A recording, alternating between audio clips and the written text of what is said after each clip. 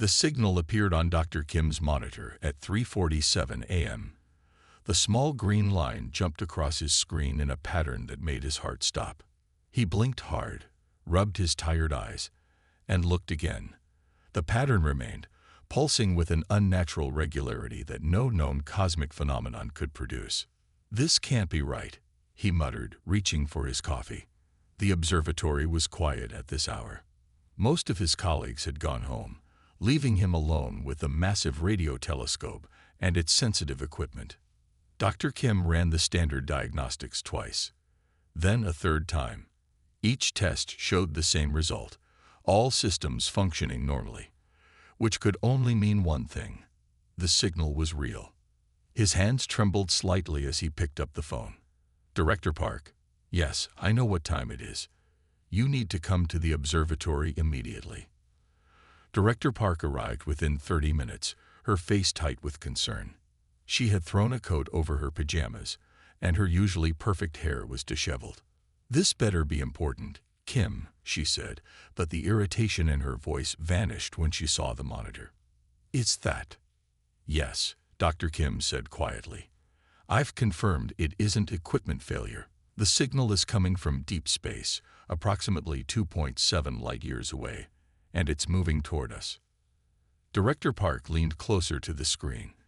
"Could it be a natural phenomenon we haven't cataloged? The pattern repeats every 107 seconds with exact precision. No natural radio source behaves that way." Dr. Kim pulled up another screen showing a complex analysis.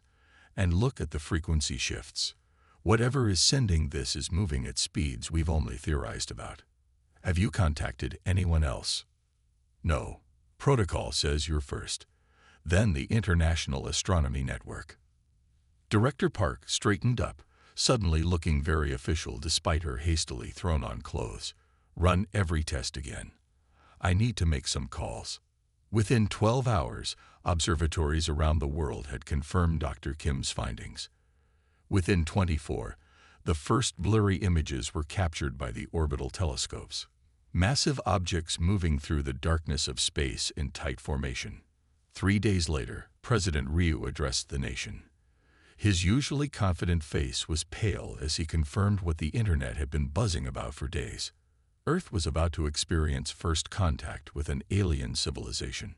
"We do not yet know their intentions," the president said carefully.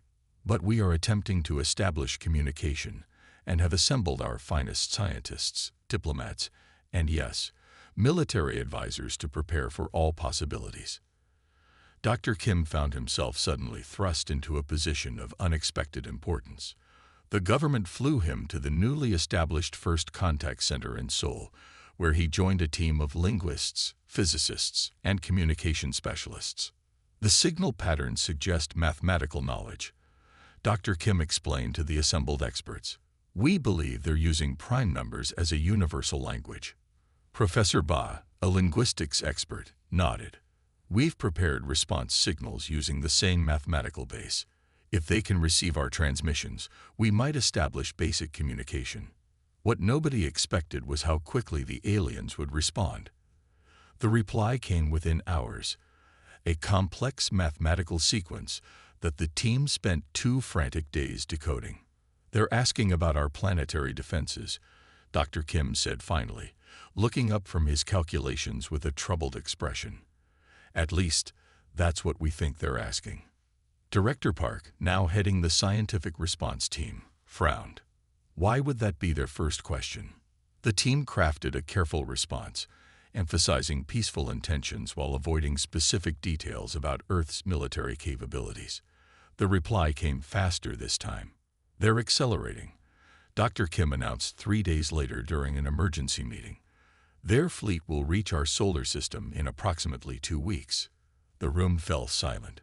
2 weeks, not the months or years they had hoped for to prepare.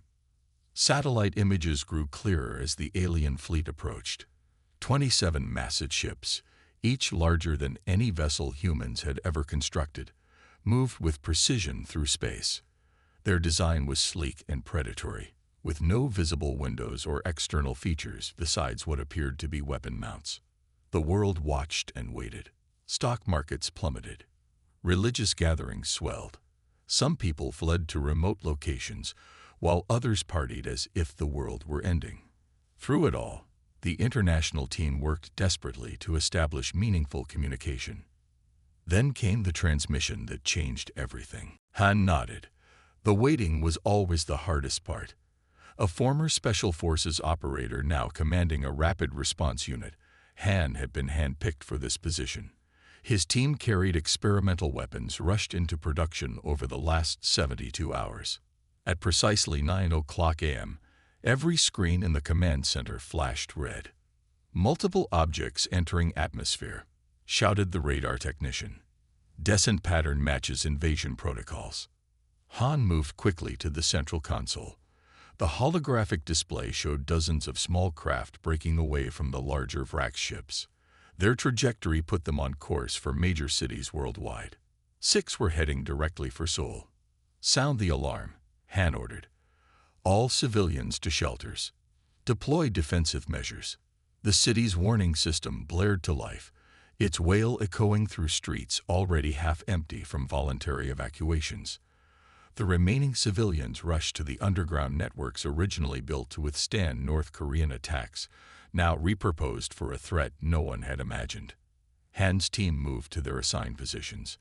From the secure bunker 50 meters below ground, they could monitor and coordinate the defense. Lieutenant Kwon, Han's second-in-command, pointed to a new alert flashing on the screen. "Sir, they're targeting the financial district first." Han watched as the first Vrax craft entered visual range on the city's cameras. It was smaller than expected, perhaps 30 meters long, with a sleek design that reminded him of a manta ray. It hovered over the Han River, seemingly assessing its surroundings. Then, without warning, it fired. A blue-white beam of energy sliced through Seoul's tallest skyscraper. The building didn't explode, it simply separated along the cut line, the top half sliding off and crashing to the ground in a cloud of dust and debris. "Precision strike," Han noted clinically, suppressing his horror. "They're not trying to destroy everything. They're demonstrating control." 5 more craft appeared, each targeting specific buildings, government offices, military installations, communication hubs. The pattern was clear. They were systematically dismantling Seoul's infrastructure. "Ground forces?" Han asked. Kwon checked another screen. Satellites showed dropships approaching. Estimated landing in Gangnam District in 5 minutes. Han turned to his team, assembled and waiting for orders. Their faces showed a mixture of fear and determination. They carried the experimental weapons developed by Dr. Choi, modified railguns that the brilliant engineer believed might penetrate Vrax shields. "They're landing troops in Gangnam," Lieutenant Kwon reported, his voice steady despite the circumstances. "First wave appears to be approximately 50 soldiers." Han made his decision. "We need to test Dr. Choi's theory. Team Alpha with me. We'll engage the ground forces and assess their capabilities." He looked at each soldier. "This isn't about winning today. It's about gathering intelligence for the battles ahead." They moved through the underground tunnels that connected key points beneath the city. The sounds of destruction echoed from above. The whine of alien engines, the crash of falling buildings, the distant scream of civilians who hadn't reached shelters in time. When they emerged 2 kilometers from their starting point, they found themselves in an underground shopping mall now serving as a refugee center. Hundreds of civilians looked up as the soldiers passed, their faces showing a mixture of hope and despair. "The aliens are here," an old man said, clutching Han's arm as he passed. "Is it the end?" Han looked the man in the eyes. "No, it's just the beginning." They exited through a service tunnel that brought them to street level 3 blocks from where satellite imagery showed the Vrax landing. The city looked like something from a nightmare. Buildings that had stood for decades were sliced apart with surgical precision. Fires burned unchecked.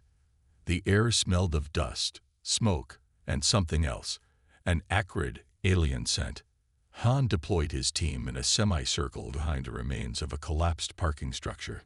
From this position, they could observe the Vrax troops without immediately exposing themselves. The aliens moved with unnatural precision.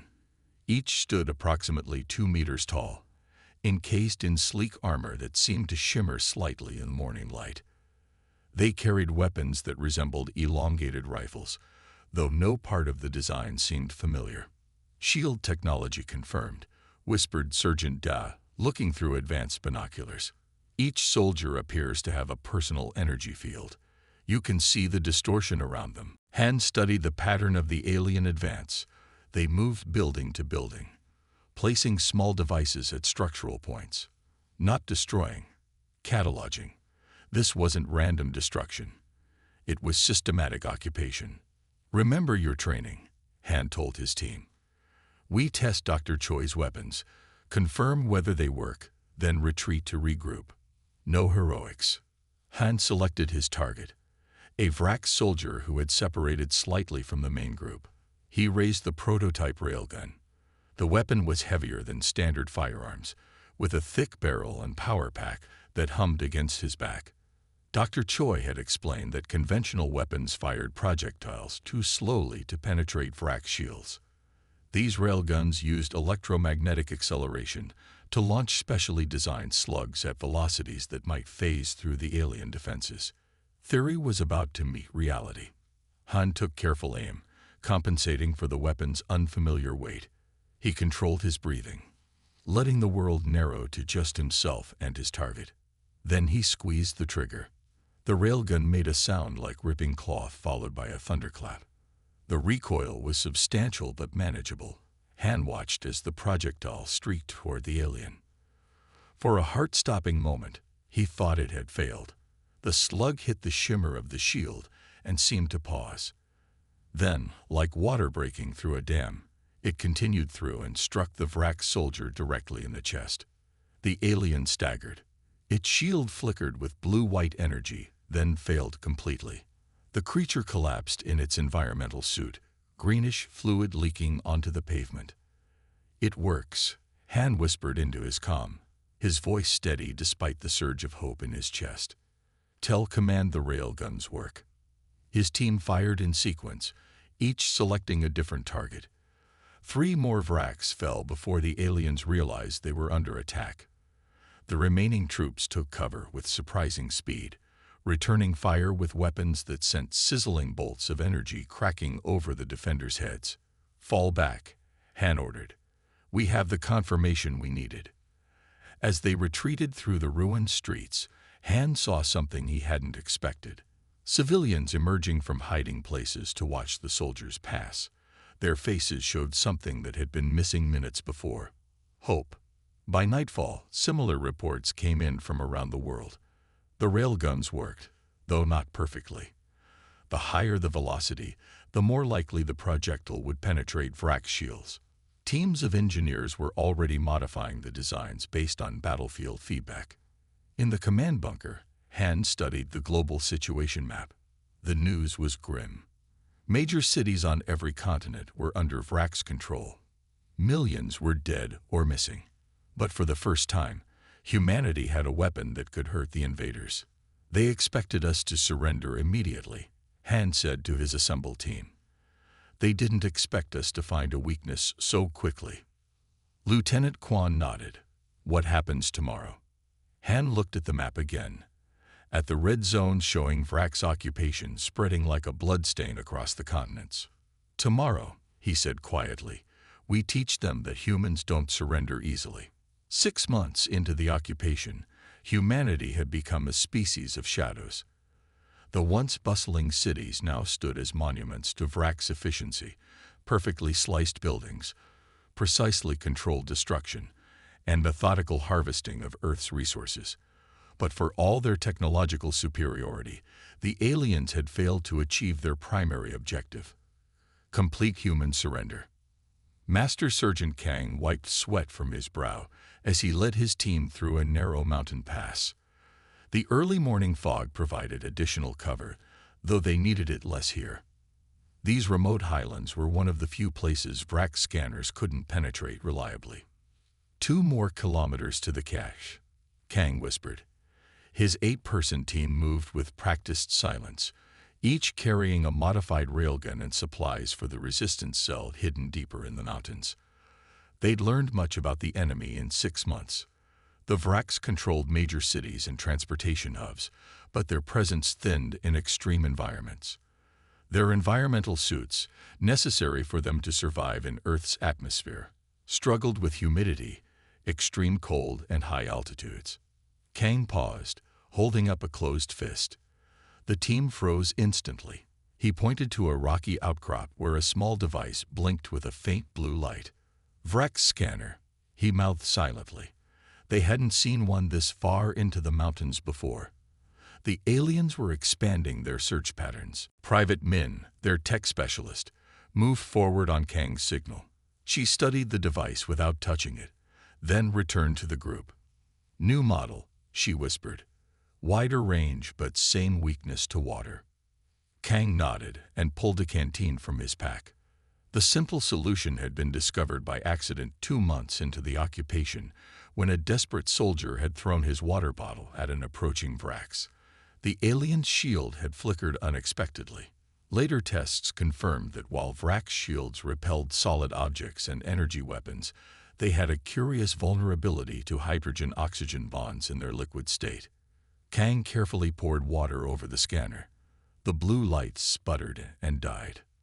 "The aliens can't handle our terrain or climate," Kang told his squad as they continued their journey. "We use that." His team nodded grimly. They were all that remained of what had once been an elite military unit. Now they were guerrilla fighters, moving supplies between hidden resistance bases and gathering intelligence on Vrax operations. They reached the cache by midday, a cave system that had been expanded into a small but efficient base.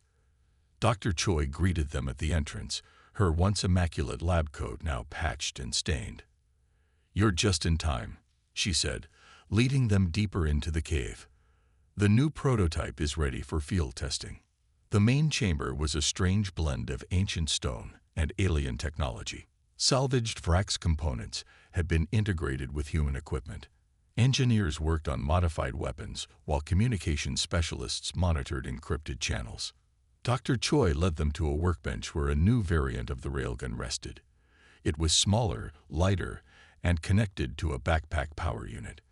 "Continuous fire capability," she explained. 5 shots before cooldown, twice the penetration power of the original models. Kang lifted the weapon, testing its weight and balance. "How many can you produce?" "With current materials, maybe 50 per month. If we can raid another Vrax supply depot, perhaps double that." Kang nodded. Small victories. That's what the resistance had been reduced to. Minor raids, small-scale ambushes, and the occasional rescue of humans from processing centers. Yet something had changed recently. The scattered resistance groups were becoming more coordinated, more effective. A communications officer approached Kang. "Sir, we've received a priority message from Command. You're requested for a briefing at Central Base. Transport leaves in 1 hour." Central Base was the primary headquarters of the remaining Korean military, hidden beneath the foundations of an abandoned nuclear power plant.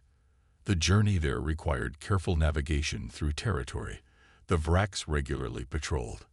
When Kang arrived 12 hours later, he was surprised to find the command center buzzing with unusual activity. Officers moved purposefully between stations, and the central display showed a Vrax vessel highlighted in red. Colonel Lee, the overall commander of resistance forces in East Asia, spotted Kang and waved him over. "Sergeant, good timing. We're about to make history." Lee led Kang to a secure room where Professor Yoon was waiting. Yoon had been Korea's leading quantum physicist before the invasion. Now she was the Earth Defense Coalition's chief scientist for Vrax technology analysis. "We've been studying their propulsion and stealth systems," Yoon explained without preamble. 3 weeks ago, we captured an intact dropship during the raid on their Bangkok outpost. She activated a holographic display showing a small Vrax vessel. "My team has successfully reverse-engineered their basic systems. We've converted the captured dropship into a stealth vessel that can approach their larger ships undetected." Kang stared at the projection. "You're planning an orbital mission." Colonel Lee nodded. The Vrax command ship controls all regional operations for East Asia. Their security is formidable against energy weapons and conventional attacks, but Professor Yoon has identified a weakness. Their security focuses on energy weapons, not physical infiltration, Yoon explained. Their internal sensors are designed to detect energy signatures and biological patterns matching their own species. They have minimal defenses against primitive physical intrusion. Primitive, Kang almost smiled. They still underestimate us. Exactly. Lee turned to Kang. We need your team to lead the boarding party. The mission launches in 48 hours. 2 days later, Kang found himself strapped into a seat aboard the modified Vrax dropship. The interior had been reconfigured to accommodate human operators, though much of the alien technology remained incomprehensible. His team included the best from various resistance cells. Min with her technical expertise, Da, a demolition specialist, Wan, their medic, and Private June, a former cybersecurity expert who had spent months studying Vrax data systems. Professor Yoon herself piloted the vessel, her fingers dancing across control surfaces that responded to both touch and the bioelectric field naturally produced by Vrax physiology, which she mimicked through thin conductive gloves. Their ships communicate constantly, Yoon explained as they rose through the atmosphere. We're transmitting valid identification codes taken from the dropship's original systems. As long as we maintain radio silence and follow established flight paths, they should ignore us. The journey to the Vrax command ship took 90 tense minutes. Through the viewports, Kang saw Earth spread out below, beautiful and wounded. Vast areas showed the characteristic geometric patterns of Vrax resource extraction. Other regions burned from ongoing resistance. Approaching docking sequence, Yoon announced. Primary target is their central data core. Secondary objectives are propulsion systems and weapons controls. The dropship slid into a secondary docking bay of the massive Vrax vessel. Unlike the methodical precision of their ground troops, the Vrax seemed almost careless in space, confident that no human technology could threaten them in their own environment. Air pressure normalized, Yoon reported after they docked. Atmosphere contains higher nitrogen levels, but is breathable for short periods. Kang led his team to the airlock. Each wore lightweight body armor and carried both railguns and traditional bladed weapons, another primitive technology the Vrax seemingly hadn't considered a threat. 30 minutes to complete objectives, Kang reminded them. Then we extract, no matter what. They moved through the alien corridors with practiced stealth. The ship's interior was unnervingly organic. Flowing curves rather than angular human architecture, surfaces that seemed to pulse with subtle light. They encountered few Vrax. Those they did find moved with the casual confidence of unchallenged conquerors. The first alien they encountered stared in apparent shock at the humans before Kang's blade ended its ability to sound an alarm. When they reached the data core, a chamber filled with crystalline structures pulsing with blue-green light, Private June moved forward with purpose. "Cover me," he whispered, connecting a hybrid human Vrax device to what appeared to be an access terminal.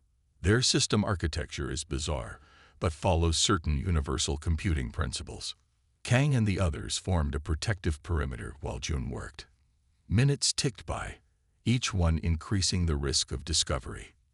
"Got it," June finally whispered, his face lit by the alien display. Downloading everything: fleet movements, command protocols, technical specifications. Suddenly, an alarm sounded, not the expected blaring noise of human systems, but a pulsing, disorienting tone that seemed to come from the walls themselves. "We're compromised," Kang snapped. "Complete the download and move to extraction." June worked frantically while the others prepared for combat. The first Vrax security team arrived moments later, firing energy weapons that left scorching holes in the walls. The humans responded with railguns, the electromagnetic projectiles punching through Vrax shields with satisfying efficiency. The aliens clearly hadn't expected resistance aboard their own vessel, or humans who could penetrate their defenses. "Download complete," Jun shouted, disconnecting his device as Min provided covering fire. They fought their way back to the docking bay, losing Huan to a Vrax energy blast that caught him in the chest. When they reached the dropship, Professor Yoon was already powering up the engines. "Did you get it?" she asked as they sealed the airlock. Jun held up the data device, his face showing equal parts exhaustion and triumph. "Everything. Their entire command structure, weapons specifications, shield frequencies, the works." As the dropship broke away from the Vrax vessel, automated defense systems finally recognized them as hostile. Energy beams sliced through space around them as Yoon executed evasive maneuvers that should have been impossible for the small craft. "They're pursuing," Min reported from a sensor station. "Not for long," Yoon replied, activating a sequence that hadn't been part of the original plan. The dropship's engines flared with unexpected brightness as they accelerated beyond their design capabilities. "One-time boost," Yoon explained grimly. "We'll burn out the engines, but they won't catch us." As they re-entered Earth's atmosphere, the pursuing Vrax vessels fell back, unwilling to risk their larger ships in pursuit of what they likely considered an insignificant theft. They didn't yet understand what had happened. Humanity had just gained access to the enemy's playbook. When they landed at Central Base, Colonel Lee was waiting. Jun handed over the data device with a weary smile. "We know how they think now," Jun said, "and they have no idea what's coming." The underground command center hummed with activity. Screens displayed global positions, troop movements, and satellite imagery of Vrax installations. The air smelled of coffee and determination. 8 months after the invasion began, humanity was preparing its first coordinated global counterattack. General Buck stood before the assembled coalition officers. His uniform was worn but impeccable, his face bearing new scars from a Vrax attack 3 months earlier that had nearly killed him. He had spent decades preparing for conflicts with other nations, never imagining he would lead Earth's forces against aliens. "For months, we fought separately," Buck said, his voice carrying to every corner of the room. "We've learned their weaknesses. We've adapted their technology. We've survived when they expected surrender." He paused, looking at the diverse group of officers. "Today, we fight as one planet." The holographic display behind him showed Earth with hundreds of red dots, marking Vrax strongholds. Every factory from Busan to Berlin is producing Choi railguns. Supply lines have been established. Resistance cells are in position. General Buck straightened to his full height. "Operation Thunderstrike begins at dawn." The officers stood and saluted. There were no cheers or dramatic declarations, just the quiet resolve of people who had seen their world burn and were now ready to fight back. Major Song gathered her assault team in an abandoned subway tunnel beneath Seoul. Once a rising star in counterterrorism, she now commanded one of the key strike forces targeting the Vrax regional headquarters, a converted government complex in the heart of the city. "Check your equipment one last time," she ordered. Her soldiers inspected their weapons, modified railguns with Vrax power cells that doubled their effective range. Some carried the new disruptor grenades that mimicked the frequency of Vrax shields, temporarily creating gaps large enough for conventional projectiles to pass through.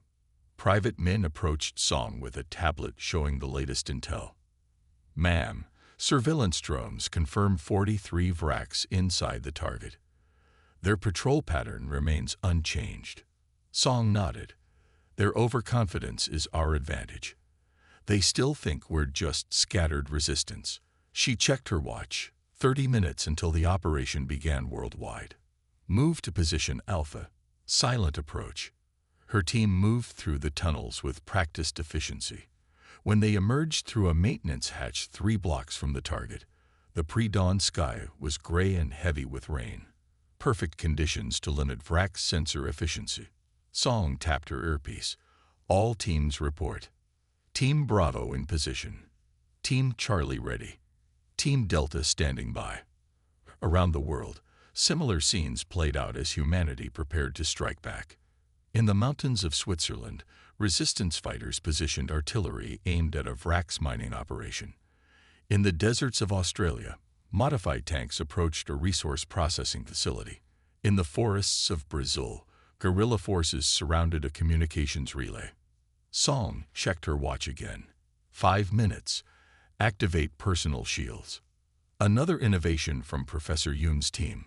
Crude but effective shields based on Vrax technology that could absorb at least one hit from alien weapons. Not as advanced as the originals, but enough to give humans a fighting chance. The countdown reached 0. Song's earpiece crackled with a simple message from command. Thunderstrike is go. All teams, execute, Song ordered. Team Bravo detonated charges at the Vrax perimeter, creating a distraction that drew alien security to the east side of the complex. Teams Charlie and Delta launched disruptor grenades at sensor arrays, temporarily blinding the facility's detection systems. Song led Team Alpha straight toward the main entrance. The guards turned, their weapons raising, but the humans fired first. Railgun slugs punched through Vrax shields that had not been calibrated to stop projectiles at this specific velocity. Another insight gained from the stolen data. They breached the entrance in under 30 seconds, moving into the atrium of what had once been Seoul's City Hall. Vrax architecture had transformed the interior into something alien, flowing patterns of light, strange geometric structures, and technology that seemed to merge with the building itself. First floor secure, Song reported as her team advanced. Moving to primary objective. The Vrax command center was 3 floors up. As they climbed, they encountered increasing resistance. Song lost 2 soldiers to energy weapons before they reached their target. The pain fueled her determination rather than slowing her advance. The command center door was sealed, a barrier of energy rather than physical material. Min stepped forward with a device developed specifically for this purpose, a modified Vrax key that Professor Yoon's team had created from the stolen data. 30 seconds to bypass, Min said, connecting the device to what looked like a pulsing node beside the barrier. Song and the remaining team members formed a defensive perimeter. Energy blasts struck the wall beside them as Vrax reinforcements arrived from deeper in the building. 20 seconds, Min reported calmly, despite the chaos. A soldier to Song's left screamed as an energy blast caught him in the leg. The medic dragged him to cover while continuing to fire. 10 seconds. Song fired her railgun, catching a Vrax soldier in what passed for its head. The alien collapsed in a spray of silvery fluid. Done, Min announced as the energy barrier dissipated. They rushed inside to find a chamber filled with holographic displays and 7 Vrax operators. The aliens turned in apparent surprise. Their intelligence had clearly not anticipated humans reaching this far into their territory. Song didn't give them time to react. Take them down. The team fired with precision, eliminating the Vrax before they could activate alarms. Min immediately moved to the central console. I need 5 minutes to upload the virus and extract their command codes, she said, connecting their data device. You have 3, Song replied, organizing the others to secure their position. Similar scenes played out across the planet as human forces struck Vrax installations simultaneously. The element of surprise gave the attackers an initial advantage, though the aliens quickly began to coordinate a response. The most crucial aspect of Operation Thunderstrike, however, was happening far above Earth's surface. Commander Du floated silently in the darkness of space, watching the massive Vrax flagship through his helmet visor. His team of 12, all former astronauts or space program engineers, waited nearby, tethered to a stealth craft based on the same technology Professor Yoon had used for the data heist. Primary target in visual range, Du whispered into his comm, proceeding with approach. Their suits were a hybrid of human space technology and salvaged Vrax materials, not proper space armor but sufficient for a short mission if nothing went wrong. Their oxygen would last 30 minutes. The mission was allocated 20. They propelled themselves toward the flagship using handheld thrusters, crude devices compared to Vrax technology, but effective for short distances. The massive alien vessel hung against the blackness of space, its surface covered with what looked like closed petals of some enormous metal flower. Approaching Access Point Alpha, Dew reported. No sign of external defenses tracking us. The stolen data had revealed a critical weakness in Vrak's ship design. Their vessels were built to withstand energy weapons and high-velocity impacts, but had minimal defenses against slow-moving objects that registered below their threat threshold. The humans were deliberately moving just slow enough to be ignored by automated systems. They reached the hull where sensors had identified an access panel used for external maintenance. Engineer Pack attached a device that interfaced with the Vrak systems, running decryption algorithms developed from the stolen data. Access granted, Pack reported after 2 tense minutes. Panel opening. The section of hull slid back, revealing a small airlock. The team entered in pairs, cycling through into the pressurized interior of the flagship. Inside, they moved with practiced efficiency through corridors designed for Vrak's physiology. Unlike the raid months earlier, this time they had detailed schematics. Their target was the central weapons control system, not to destroy it, but to plant a virus that would disable targeting capabilities during the critical hours of the planetary assault. They encountered 3 Vrak's technicians en route, dispatching them silently with bladed weapons before alarms could be triggered. The aliens clearly never expected humans to reach their command ship, much less navigate it successfully. When they reached the weapons control chamber, Engineer Pack immediately began working on the main console while the others secured the room. Inside the flagship's command center, Supreme Commander Krasvor received the first reports of coordinated attacks on ground installations. His thin lips pulled back in what passed for a Vrak's expression of annoyance. Minor resistance, he told his officers. Activate orbital weapon platforms and target their largest concentration points. His second-in-command moved to comply, but the weapons control panel remained dark. System not responding, Commander, the officer reported. Krasvor stood from his command chair. Impossible. Run diagnostics. Alarms suddenly blared throughout the bridge. Security feeds showed humans, in the weapons control room. Intruders on board, the security chief announced, voice pitched higher than normal. How did they bypass our sensors? Seal all compartments, Krasvor ordered. Deploy all security teams to weapons control immediately. But it was already too late. Commander Dew's team had completed their mission. The virus was uploaded, the targeting systems disabled. Even as security forces converged on their position, the humans were retreating to their extraction point. Krasvor watched the security feeds in stunned disbelief as the primitives navigated his vessel with apparent familiarity, evading capture with unexpected skill. Impossible, he muttered as they reached an external airlock and escaped into space.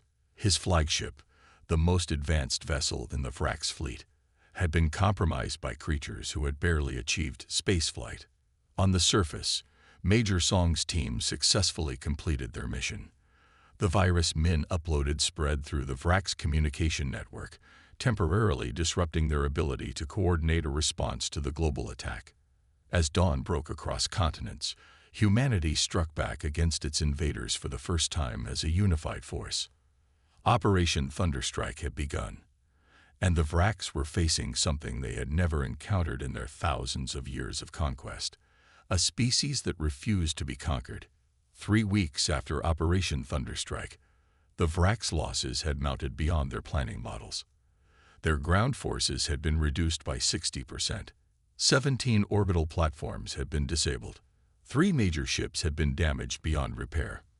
For the first time in their 1,000-year expansion, the Vrak's Imperium faced a species that refused to follow the pattern of quick surrender followed by assimilation.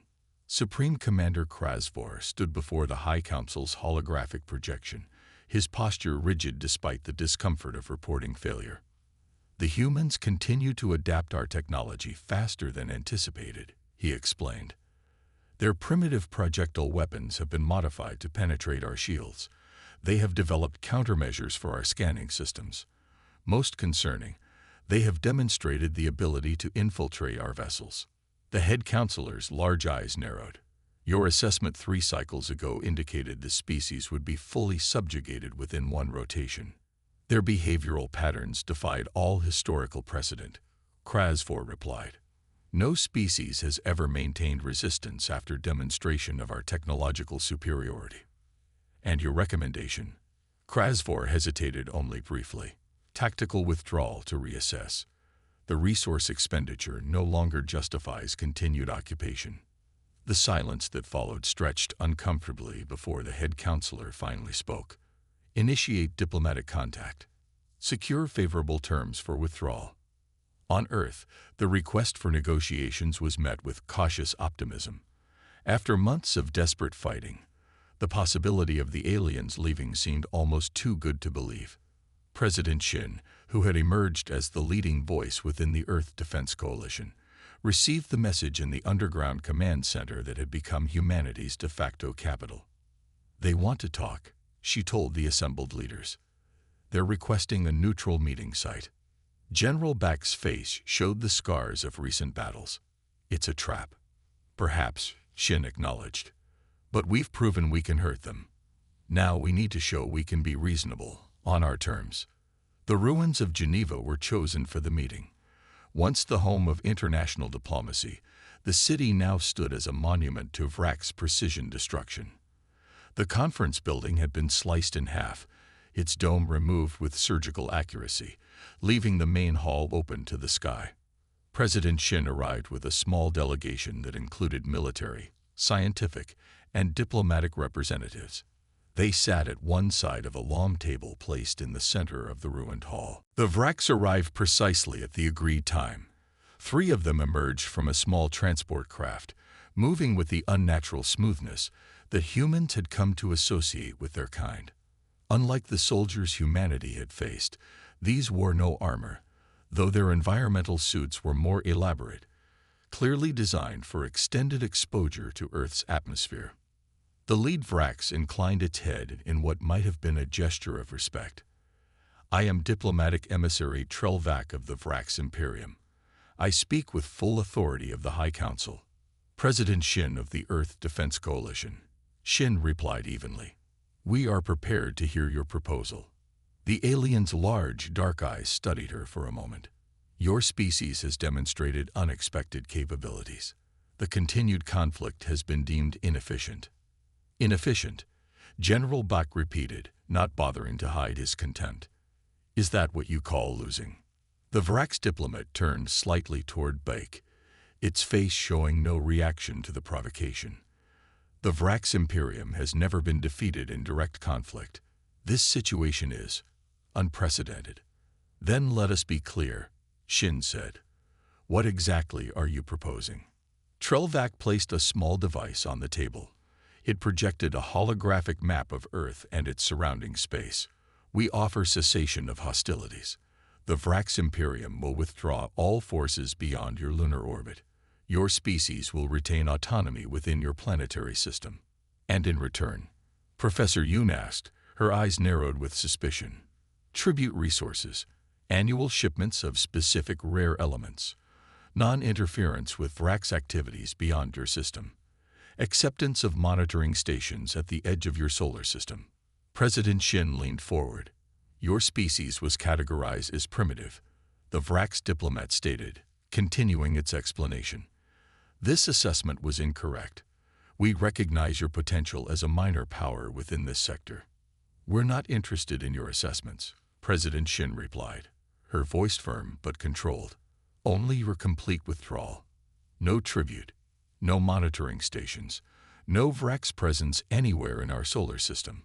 The alien's head tilted slightly. Such terms are unprecedented. So is your failure to conquer us, General Blake noted.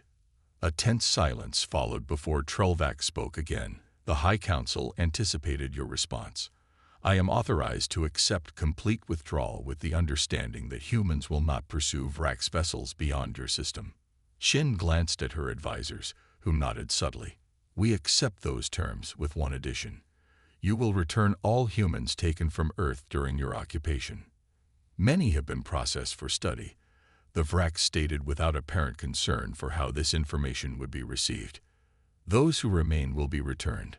The negotiations continued for several hours, establishing the timetable for withdrawal and the procedures for prisoner exchange. When they concluded, President Shin extended her hand in the human gesture of agreement. After a moment's hesitation, the Vrax diplomat mimicked the action, its three-fingered hand cool and dry against her skin. "Remember this day," Shin said quietly. "The day you learned humans are not to be underestimated. It will be remembered." Trelvac replied, its voice carrying what might have been a note of respect. "Your species is unique in our experience." 3 days later, the people of Earth watched as the Vrax fleet began its withdrawal. Ships that had hung menacingly in the sky for months slowly moved away, their massive forms diminishing until they were just points of light among the stars. In the weeks that followed, humanity began the long process of rebuilding.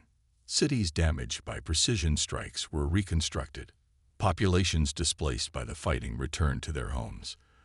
The Earth Defense Coalition transitioned from a wartime authority to an organization focused on planetary security and technological advancement. Dr. Kim, who had first detected the alien signals on that fateful night, found himself in charge of humanity's most ambitious project. In a repurposed Vrax facility in the Korean mountains, he led a team of scientists and engineers working to understand and adapt alien technology.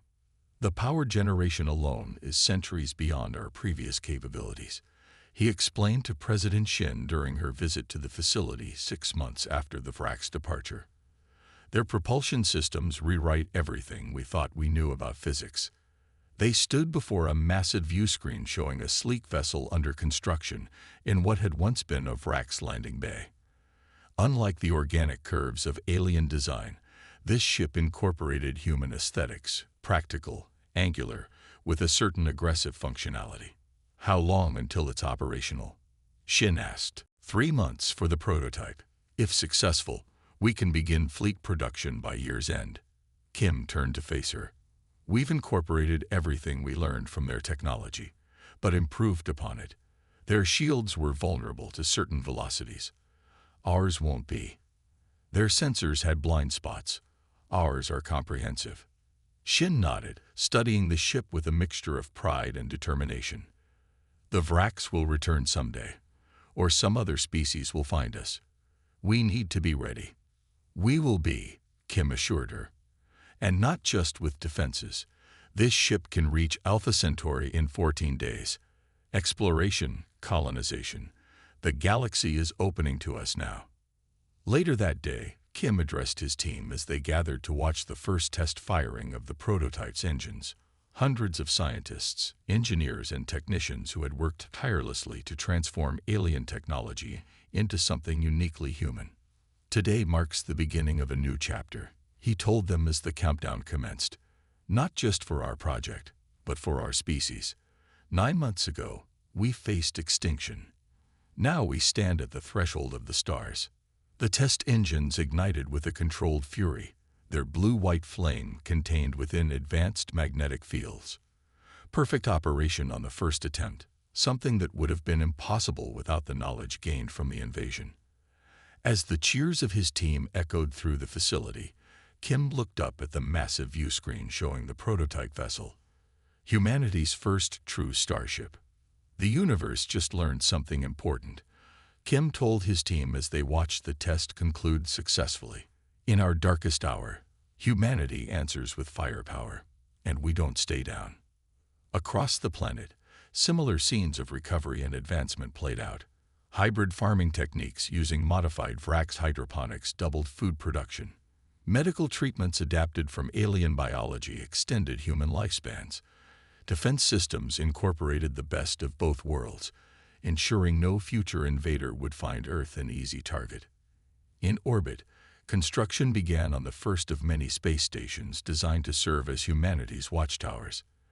No signal, no ship, no potential threat would go unnoticed again. And deep in the void beyond Pluto, at the very edge of the solar system, automated sensors kept vigil. They were programmed to watch for the return of the Vrax, or the arrival of any other alien presence. But they also broadcast a simple message to the stars, one that carried both warning and invitation. We are humanity. We survived. We remember, and we are coming to meet you among the stars.